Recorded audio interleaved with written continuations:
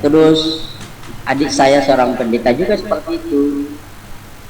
Kak, nanti saya datang, saya akan injili kamu. Injilan apa Injil apa yang sampean sampaikan sama saya? Apa yang kamu sampaikan sama saya? Nah, ini dia seorang pendeta masuk Islam. Kok bisa? Mari simak kenapa dia masuk Islam. Ya Sayyidi ya Rasulullah ya man lahu ya Innallah. Bismillahirrahmanirrahim. Assalamualaikum warahmatullahi wabarakatuh. Jumpa lagi dengan Mujahidah, channel yang menyampaikan keanehan dalam keyakinan beragama, baik agama Islam maupun agama Kristen. Karena kedua agama ini agama yang sama-sama mendakwahkan, misalnya untuk keselamatan. Namun dari kedua agama ini tidak mungkin keduanya benar. Nah, untuk menemukan kebenarannya, maka kita bisa melihat dan menilai keanehan agama tersebut. Misalnya ada seorang pendeta yang masuk Islam. Hal ini wajib dikomentari. Apakah kesaksiannya sesuai dengan fakta sejarah atau hanya mengejar popularitas saja? Contohnya pendeta ini masuk Islam pasti membuat semua pendeta geram melihat aksinya. Dulunya latar belakang saya adalah seorang pendeta. Keluarga saya, marga saya hampir semuanya adalah orang-orang pelayan gereja, orang-orang yang dekat dengan Yesus ya. Namun saya sendiri justru keluar daripada Kristen. Karena di Manado sana mayoritas adalah Kristen. Saya asalnya dari Manado. Bagaimana saya hijrah menjadi seorang Muslim. Jadi saya masuk Islam itu bukan diajak siapa tidak. Kalau gereja ada jemaahnya yang diutus bahwa ada pendeta yang mau ketemu saya. Tapi saya menyampaikan sama mereka, oke, saya terima, silakan datang ke rumah. Tapi kalau sudah siap masuk Islam, kalau nggak siap masuk Islam, percuma datang ke rumah saya. Apa yang Mujahidah katakan bahwa pendeta ini masuk Islam pasti banyak pendeta yang geram. Mencoba memujuk atau mengajaknya kembali kepada agama Kristen. Karena jika seorang pendeta masuk Islam itu satu pukulan keras menimpa Kristenan. 1 minggu, 1 bulan, dan bahkan sampai 1 tahun belum tentu terbalas seperti Ustadz masuk Kristen. Kalau memang ini seorang benar pendeta, pasti tahu isi Alkitab dan penyimpangannya, penyimpangan ajarannya. Mari kita buktikan, sahabat Muslim. Akhirnya mereka tidak datang. Sampai sekarang pun tidak ada orang-orang yang protes saya, itu tidak ada. Karena apa? Sudah jelas-jelas ya tentang apa yang saya sampaikan itu. Bahwa mulai Yesus, mulai lahir sampai kiamat itu bukan Tuhan. Itu di dalam kitabnya sudah ada kok. Terus mau dibantah gimana?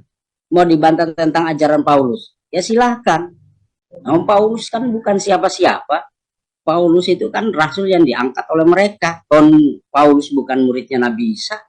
Namun Paulus itu adalah seorang pembunuh.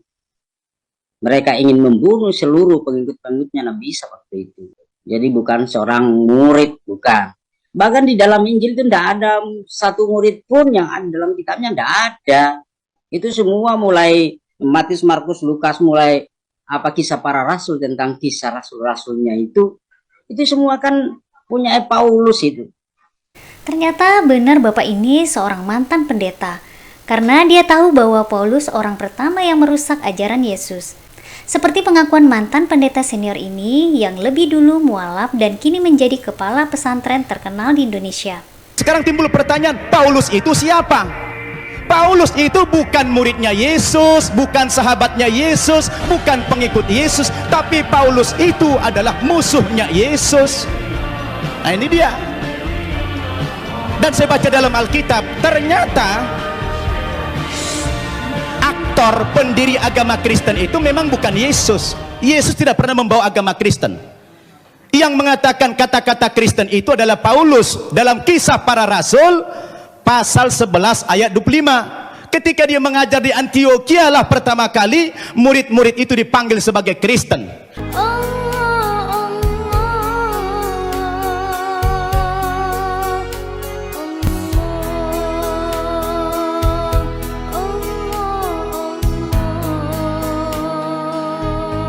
Jadi Paulus selama ada di penjara menulis surat di Tesalonika, menulis surat di Korintus, menulis surat di Roma, mengatakan bahwa Nabi Isa itu Tuhan. Padahal Nabi Isa sendiri tidak pernah mengatakan dia Tuhan, bahwa dia adalah seorang utusan. Dia diutus oleh Bapa untuk mengumpulkan bani-bani Israel yang tercerai-berai. Jadi sudah jelas ya sahabat muslim bahwa Bapak ini benar-benar seorang pendeta.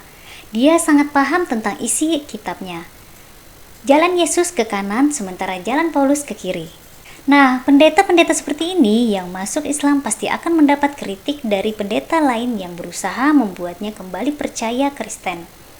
Beberapa pendeta datang ke rumahnya dan berdebat soal Injil tentang ketuhanan Yesus. Namun semua pendeta itu pulang dan gigit jari, tidak mampu mengalahkan argumen pendeta ini. Nah, mari kita dengarkan kisahnya dia berdebat dengan para pendeta yang geram padanya. Semoga mantan pendeta ini mendalami ilmu Islam dan menjadi apologet muslim, insya Allah.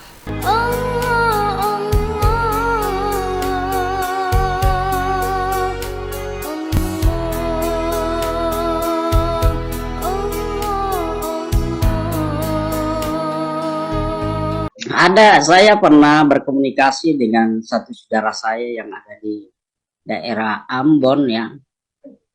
Mereka mungkin kepingin menyampaikan penginjilan itu kepada saya. Ya saya jelaskan, coba kalian baca mulai tentang kelahiran Nabi Isa. Apa di situ Nabi Isa dikatakan bahwa Nabi Isa lahir sebagai Allah? Tidak.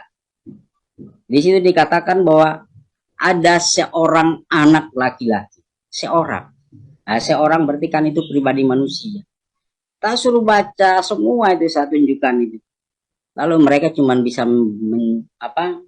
mengomentari saya, mengatakan kalau saya tidak bisa, Pak Pendeta, kalau mau ngomong tentang harafiahnya, saya tidak bisa memikirkan secara pikiran manusia.